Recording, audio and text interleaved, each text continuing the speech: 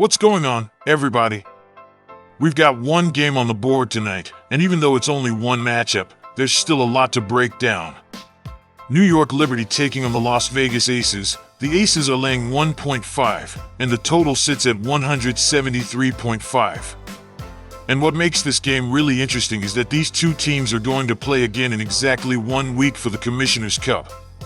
So there's more on the line coming up, but that doesn't mean tonight doesn't matter.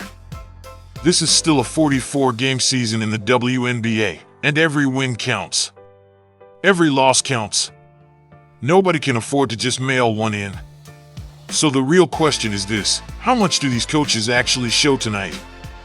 Do they put all the cards on the table, or do they keep some things tucked away for next week?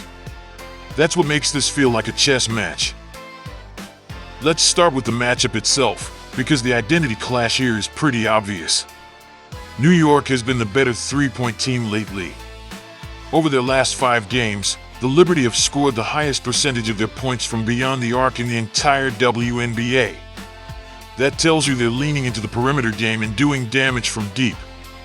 Las Vegas, though, has actually been strong recently in defending the three. Over their last 5 games, they've allowed the 4th fewest made threes and have done it on the 5th lowest shooting percentage. That said, if you zoom out to the full season, the perimeter defense for Vegas has still been an issue. They've allowed the 2nd most three-point makes in the league overall.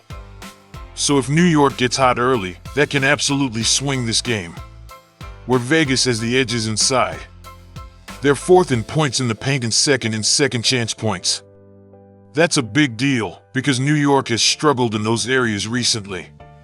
Over their last 5 games, the Liberty are down to 11th in both second chance points and paint points. Defensively, New York is also giving up the 4th most points in the paint. So when Vegas gets the ball down low, they have a real path to control the game. If you look at the restricted area and paint numbers, that edge gets even clearer. Vegas is number 1 in the restricted area, number 1 in the paint, and number 2 from above the break threes.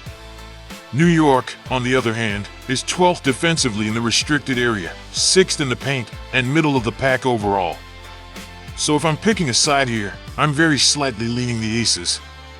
I do think they're the better squad. But with the Commissioner's Cup game looming, I'm not rushing to make this side my main play. That's why my best pick is Las Vegas to win. The total is where things get a little tricky. My first instinct is to look under, because both of these teams can defend and both can slow things down. They're 6th and 7th in pace over the course of the season, so at least on paper, this has the shape of a game that can stay controlled. But the Aces have changed gears a little over their last 5 games. They've dropped all the way down to 2nd from last in pace, which tells you they're trying to slow the game down and execute deeper into the shot clock. That matters, because the head-to-head history between these two teams has leaned more defensive. The last 4 meetings have all gone under this number of 173.5. At the same time, the market has adjusted a lot this season. A number like 173.5 would have looked much bigger last year than it does now. We're seeing higher totals around the league in general, and these teams both have elite offensive weapons. That's the other side of the argument. Both teams can get hot from deep.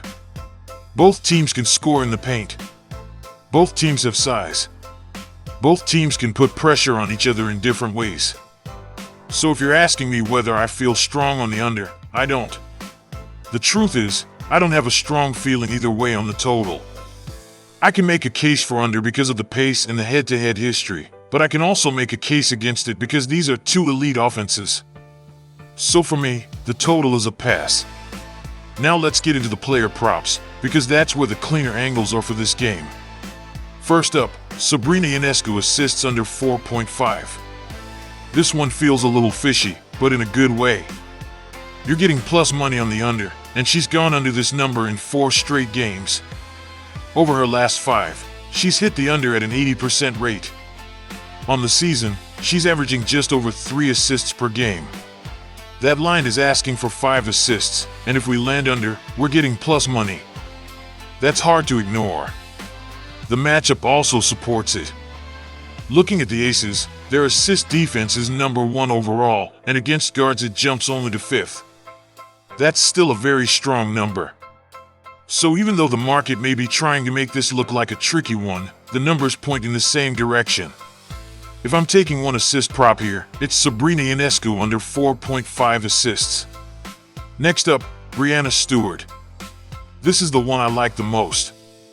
First, I like Breanna Stewart over 12.5 points, even though the line has moved up to 13.5.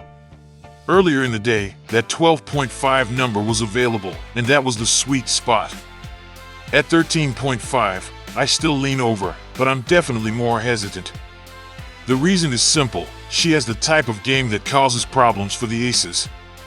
Against this team last year, she went over this line in 6 of 7 games and averaged 22 points per game. That's not a fluke. She's a matchup nightmare.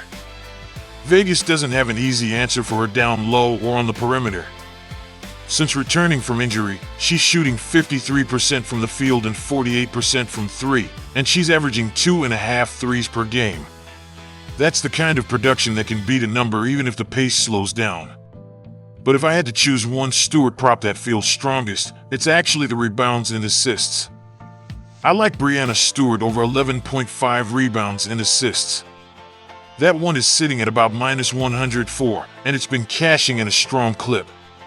Over her last 5 games, she's hit it in 80% of them, averaging 13.5 rebounds and assists combined.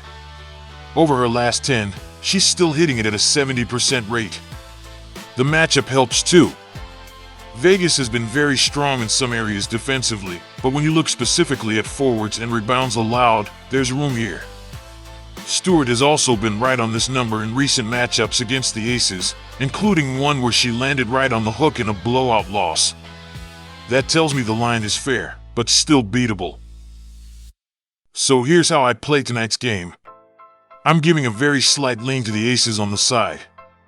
The reason is pretty simple: Vegas has the clearer edge inside, especially in the paint and on second chance chances, while New York's recent three-point heavy approach can be hot and cold. With the Aces also showing improved perimeter defense over their last 5 games, I think they're the more reliable side, even if I'm not overloading on it. I'm making no play on the total. I can see both arguments here. The head-to-head history has leaned under, and the Aces have slowed things down lately, but both teams still have elite scoring options and plenty of ways to get points. That makes the total feel more like a stay away than a strong betting edge. Sabrina Ionescu under 4.5 assists. Breanna Stewart over 11.5 rebounds and assists. Breanna Stewart over 12.5 points if you can still get that earlier number, but 13.5 makes it tougher. So that's the board. If you enjoyed the video, make sure to like, subscribe, and share it with somebody who's betting these games tonight. It helps the channel a lot, and it lets me keep bringing you these daily picks and breakdowns. And I'll catch you in the next one.